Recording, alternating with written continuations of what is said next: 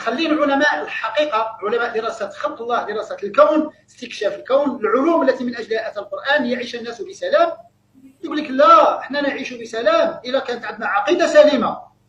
عندك عقيده سليمه ولا جات ميريكان يضربوك في 2 دقائق، هذيك العقليه السليمه ديالك سير كبها في البير. راه واحد شي عقول عندنا، راه هاد الامه خربوها، هاد الامه هذه خربوها. حنا كنخافوا على الشباب ان يدجن وان يترك دينه ويترك عقيدته بسبب كلام الفايد يتكلم بجهل في دين الله تبارك وتعالى. قال لك هاد الناس هادو همهم غير العقيده الصحيحه، العقيده السليمه، وإلا جات ميريكان ضغط لهم على بطونه وحده يموتوا كاملين. غنحاربوا ميريكان حنا بالعقيده الصحيحه والعقيده السليمه. سير رميها في البير، هكذا قال، سير رميها في البير. شنو هي العقيده الصحيحه؟ هي الايمان بالله وملائكته وكتبه ورسله واليوم الاخر والقدر خيره وشره. هذه العقيده الصحيحه. هو 2 حوايج، اما انت ما كتعرفش شنو هي العقيده الصحيحه، واما انت تقرا ما يكتب لك. هادشي اللي غنقول لك وما كتراجعوش. شنو هي العقيده الصحيحه؟ ولقد بعثنا في كل امه رسولا ان اعبدوا الله واجتنبوا الطاغوت وما ارسلنا من قبلك من رسول الا نوحي اليه انه لا اله الا انا فاعبدون. شنو هو دور العقيده الصحيحه؟ تصفي العقيده ديالنا من البدع والشرك وسؤال غير الله تبارك وتعالى والاعتكاف في الزوايا. هذا هو، والازدياد في دين الله تبارك وتعالى، لان هذا هو اصل النجاه. لئن اشركت ليحبطن عملك. شنو دور العقيده الصحيحه والسليمه؟ الحمايه من الوقوع في الشرك والابتداع، العلم بالله عز وجل. هذه العقيده الصحيحه.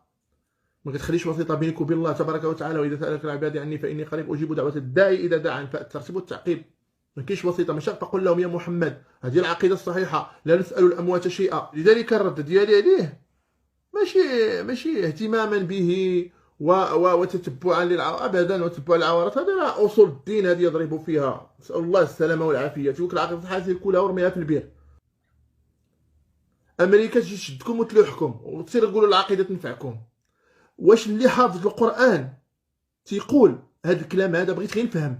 اللي حافظ ابجديات القران، حافظ غير شي شويه من كتاب الله، يشم شي شويه ديال السيره النبويه، يقول هذا الكلام هذا.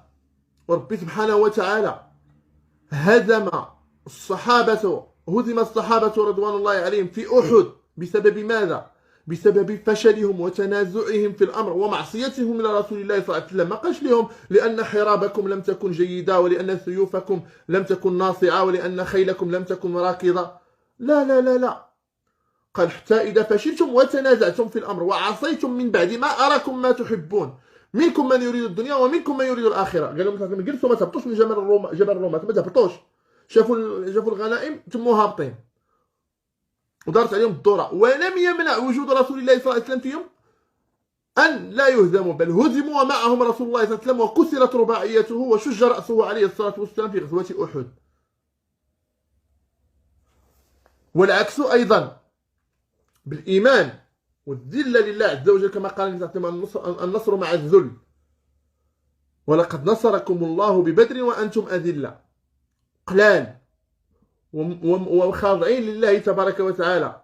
ويقول الله عز وجل يحكم شهاد القوة: وإذ جاءوكم من فوقكم ومن أسفل منكم وإذ زاغت الأبصار وبلغت القلوب الحناجر وتظنون بالله الظنون. تخيل معايا هذا المشهد: هنالك ابتلي المؤمنون وزلزلوا زلزالا شديدا فلما تراءى الجمعان اسمع قال أصحاب موسى حنا نقدوا على فرعون شحال عنده الجنود إنا لمدركون. قال كلا، هالعقيدة فين تنفع في الحروب، كلا إن معي ربي سيهدين. غير واش تقولها بداك الموطن ولا ما تقولهاش، حيت لا عشتي عليها تقدر تقولها، ما عشتيش عليها غادي تقول شي كلمة أخرى. لما جاو تبعوه في الغار شنو قال النبي صلى الله عليه وسلم لأبي بكر؟ قال لو نظر أحدهم تحت قدمي لرآنا. قال ما ظنك باثنين الله ثالثهما. يقول الله عز وجل لنبيه عليه السلام: وما رميت إذ رميت ولكن الله رمى. وجد داكشي ديال كامل الصواريخ وما عندهم الصواريخ هما شحال من عام هادي ما شدوا الحرب، كيتعداو على المسلمين تديوهم رزقهم. علاش؟ حيت المسلمين متنازعين، ما بغاوش يتجمعوا على كتاب الله وسنة رسول الله. عندنا الحقد والحسد والمرض. خصني نكون احسن من كل شيء ولا ما نكونش. خصني نكون انا هو الواعر ولا ما نكونش. خصني انا هو اللي تهدى على يدي الامم كامله، انا اللي غتصلح بيا الارض وما يمكنش شي واحد اخر من غير يصلح به الارض. وهذا هو المنطق اللي عندك الدكتور فايد. وللاسف هذا المنطق هذا ما خدامش. واعتصموا بحبل الله جميعا ولا تفرقوا، هذا هو سبيل النصره.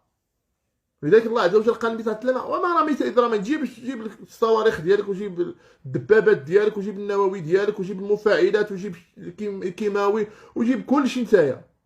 وما رميت اذ رميت ولكن الله رمى.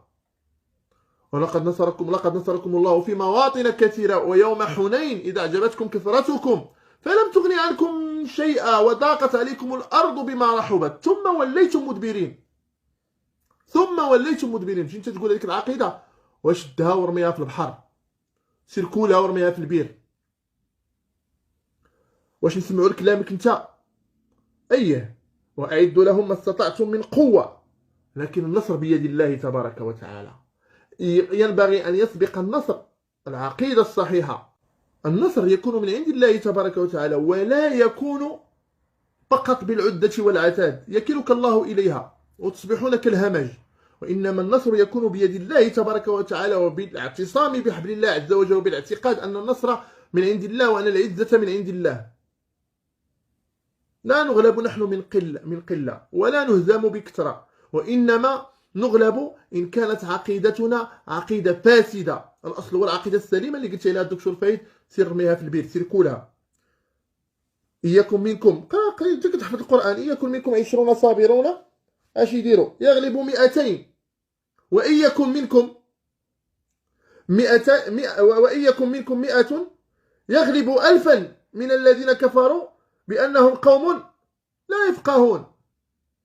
100 تغلب 1000، و20 يغلبوا 200 بإذن الله تبارك وتعالى. وانت كتقول لهم سيروا شدوا ديك العقيدة السليمة رميوها في البير. وما فهمتش. انت كتقول حافظ القرآن، ربي سبحانه وتعالى يقول: وعد الله الذين آمنوا منكم وعملوا الصالحات ليستخلفنهم في الأرض كما استخلف الذين من قبلكم وليمكنن لهم دينهم الذي ارتضى لهم وليبدلنهم من بعد خوفهم أمنا. شنو هو الشر؟ يعبدونني ولا يشركون بي شيئا ومن كفر من بعد ذلك فأولئك هم الفاسقون. ايوا هي بغيتوا النصرة، بغيتوا الله ينصركم على الأعداء ديالكم اللي ظالمينكم. شوف ربي باش ربطها: يعبدونني ولا يشركون بي شيئا ومن كفر بعد ذلك فأولئك هم الفاسقون. كلها متعلقة بالكفر والشرك والفسق والإيمان. ولا تهنوا ولا تحزنوا وأنتم الأعلون إن كنتم مؤمنين، وما النصر إلا من عند الله. إن تنصروا الله باتباع شرعه ينصركم ويثبت أقدامكم. احرصوا على الموت تهب لكم الحياة. حقيقة هي خرجات غير طبيعية في نظري. سبحان الله، والله خرجات غير طبيعية. الكلام كثير صراحة والخرجات غير طبيعية، وأشك أن تكون منظمة، وأعيذه بالله عز وجل أن يكون وقع في هذا الفخ. إن شاء الله تبارك وتعالى يهديه الله تبارك وتعالى ويصلح باله.